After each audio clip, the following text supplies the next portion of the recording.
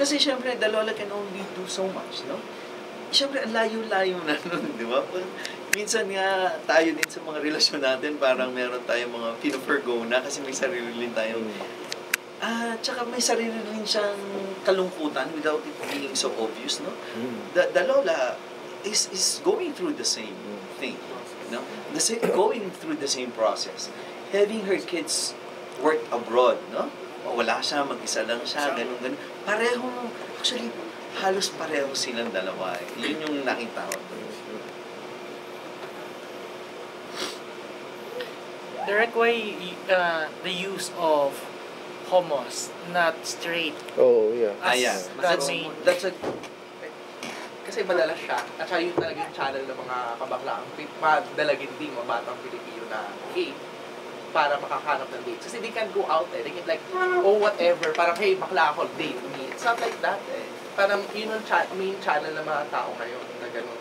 We have mobile apps, we have social, so you're saying that mas maraming gay cases. I mean, mas apparent doon. Kasi they can't go out especially in the Philippines So, there, for a trend.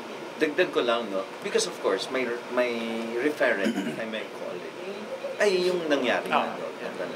Pero, kumbaga, siyempre hindi ko, alam ko yun, hindi ko alam. May ibang nagsasabi na parang, dapat hindi na bakla yung character doon, no? Kasi stereotype, or it's not, we're not helping giving beautiful stories. Sinasabi nila, we should have a better narrative, a good narrative, good stories for the LGBTs. I'm all for that. But it happened and still happening. I will stop telling stories na malulungkot tungkol sa community kung wala na yon. Kung totoo meron ng pagtanggap na buong-buo sa amin.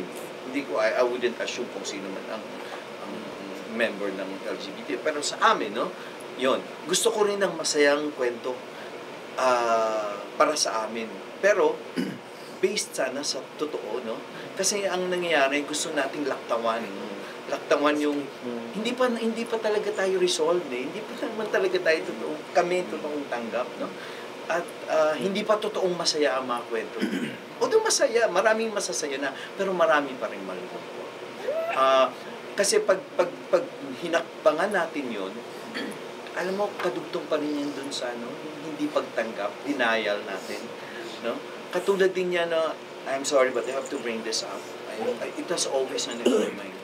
Of people, of members of the community saying they're bi.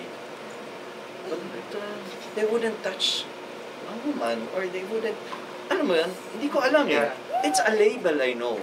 But kung mag-label man kami, dapat tamang label na. O bakit hindi ako bi? Diba? Walang masama sa pagiging bi. If you are truly bisexual, no?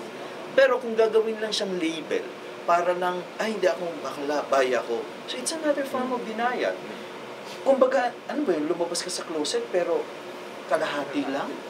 Yun yung ano ko doon, no? So, yun yung hanggat may kwento na kailangan pag-usapan, issue na kailangan pag-usapan, hindi ako, magkikwento ako. At yung susunod ko namang pelikula, yung characters din naman, a couple, homosexual couple, gay couple, ano naman yung mature take on relationships and love. So, meron din naman akong kwento. Is that an issue with kayo ba sa gay community, not being gay or bi or lesbian? No, ang sa akin kasi, may label na Sige, aminin na natin, may label naman talaga na dapat naman talaga hindi wala, no? Pero kung mag-label din lang, yung sana yung medyo, yung accurate na labeling. Parang, di ba? Kung bisexual, you enjoy having sex with it. But if you it's a label. Yeah, it's a label. But if you are not like that, okay, bakit mo aakuin yung label na yun, no? Okay. Yan. Direct question ako Kasi medyo nagulat ako doon sa, yung paggamit mo ng first-person shooter na aim. Bakit yun? Kasi parang, pag iniisip ko kasi, pag for FPS yung mga ganyan, mga special force, parang macho-macho, pero siya nagulat ako. Yun ang nilalaro niya.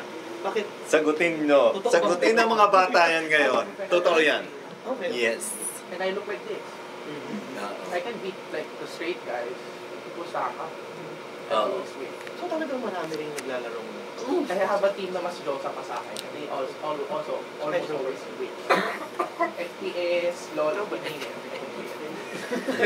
Kahit dun sa pelikula ko, Antonio, di ba? Parang, ano naman talaga sila, ganon yung mga bata ngayon eh.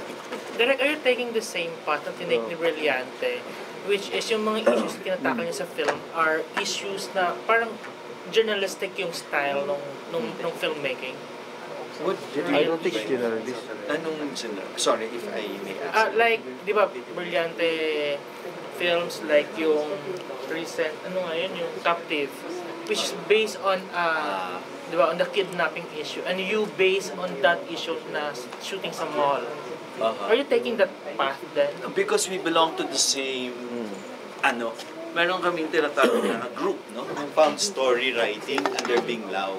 Okay. Na we believe that the stories are just there, and doon namin kukunin, hindi kami mag-iimbento lang ng mga kwento. Kasi minsan, di ba, ginagawa na ng mga mainstream, so to speak, no? Ng Star Cinema, imbento, no? Ay, wala namang masama doon. If you really just want to tell a story to entertain, no? Wala. Ako, I find it entertaining, no? Mga Hollywood films. Pero yun yung school kasi namin, eh. Found story writing. And we are aware na most of the films na nag-hit in box office at nakaka-reach a wider audience are films na, di ba, mas entertaining, rom-com and all.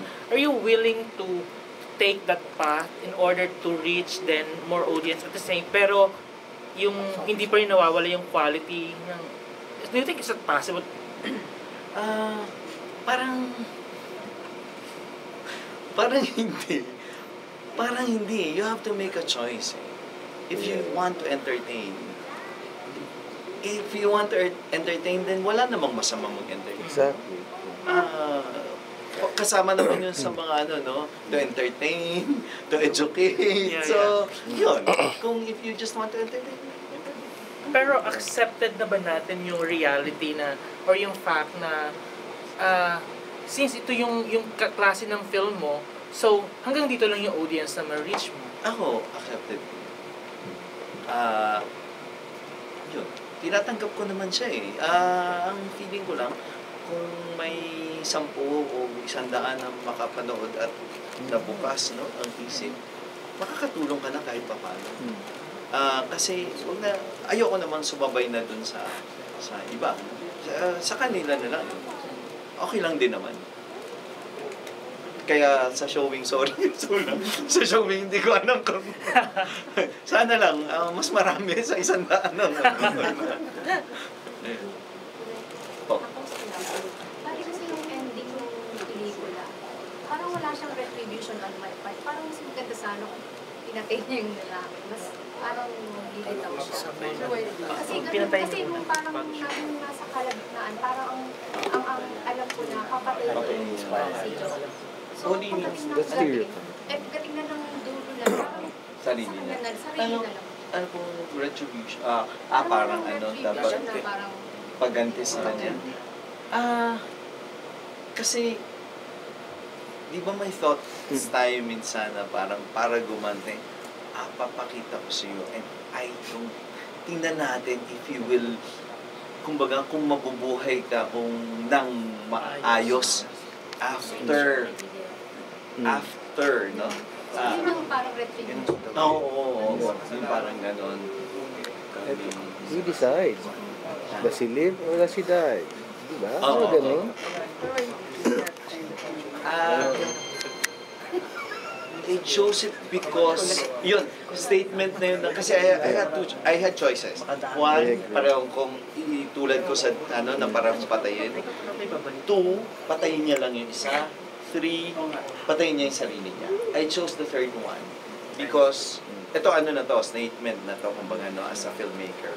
I believe in that we all have choices. We have a choice kung sino iboboto ng presidente, sino mamahalin, anong pelikula papanoorin. Hanggang pakiramdam ko, o naniniwala ko, na dapat may choice din tayo, di ba? May choice tayo kung magiging masaya tayo o hindi. May choice tayo kung paano natin papatakuhin ang buhay natin. Dapat may choice din tayo kung paano natin tatapusin yung buhay natin. I believe in that.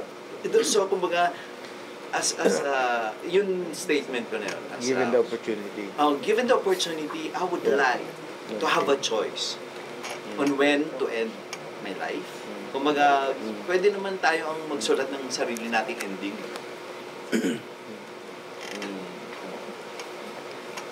It's a heavy issue eh. Hindi ka ba natatakot na parang ma-misconstrued ng mga young audiences? Na, Yeah, and to think that, they can relate to it. Tapos in the end, parang very casual yung decision that he kills himself. That's a heavy choice eh. So, di ka ba natatakot na parang ma-misconstrued ng young audiences? Not necessarily gay. yeah. I know. Napaka, what do you call it? Thin. No? The line is very thin. But hopefully, having shown, no?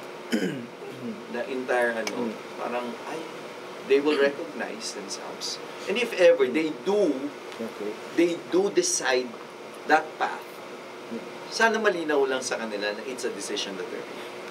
I know it's a very controversial choice, no? Yung pagpapakamatay. But sa akin, kung magpapakamatay, sana choice. No? Sana malinaw yung choice mo lang yun. Yeah. Yung reaction ba ng crowd when he pulled out the gun, parang is it also a statement, yung non-reaction of parang ano lang sila, ay, naglabas siya baril, kwentuhan pa rin sila. Doon sa likod, no? Is that a statement as well? Ano sa tingin mo? Feeling ko, it's part na parang, it's not yung numbness na nung society towards such actions. Diba? Diba? I was expecting you to say that. Yun yung, diba, that's what's happening. Napakaliit niya lang bagay, paglabas ng baril. But if you take it in greater context, masyado nang manhid tayo, no? Kaya, ayoko nang maging mas political pa, no? Pero alam niyo na yung sinasabi ko na, kaya umuulit tayo ng umuulit. Ang numb na natin, no? We allow things. Yun. Pag sa jeep ba, nandun tayo, may hold up sa tatak natin, may tinututukan, may gagawin ba? Ayun, yung karamihan sa atin. I'll think of myself first. Oo. Diba? At saka yung pagiging numb natin, hindi ko, protection. Pero naisip ko na, sabi ko, would it made a difference kung binunot ng Magnum 357? Of course. Tatakbuhan yung mga Would it... Wala na makikita sa end. Wala lang test sa end. Wala na, totoo. Yes, Carl. Direct, nabasa ko sa Facebook friends ko na sold out daw yung tickets ng And then, dun sa Berlin yun. sa Berlin. Yung 3 showings niya For the festival. for the festival. Yung festival po ba, AB or CDs? Anong list po siya? Yung Berlin, kasama siya nung Cannes, ng Venice. Oh, wow. Yun, yung tatlo. Tapos sumunod yung Toronto. Third dun sa category. Kasi may mga categories. First year, yeah. Nandun siya sa taas. So, kumbaga, di ba, ang Cannes, merong main competition, tapos merong uncertain regard. Ang Berlin, merong competition at saka panorama. Yun yung ano niya. Tapos, ang kasunod ng panorama, yung forum, ng counterpart sa Cannes ay, ano yun? Director's Fortnight. So, meron pa rin hierarchy, di ba? Competition, panorama, forum. Ito yung sa Berlin na, competition, panorama, forum. Ano pong difference ng pag sinabing sold out yung pelikula sa Berlin na sa festival sa ano pong difference na dun sa kung ba nag-sold out yung pelikula dito sa Pilipinas? I think wala naman. It's just that mabilis mapuno yung ano. So yung mga Pilipinong gusto manood, parang nagre-reklamo sila, parang ano ba yun? Hindi na namin mapanood. So late na sila nakapanood. Siguro mga 5th showing, 6th showing. Kasi yung mga tao talaga nun, grabe. Nagulat ako, alas 7 ng umaga, sa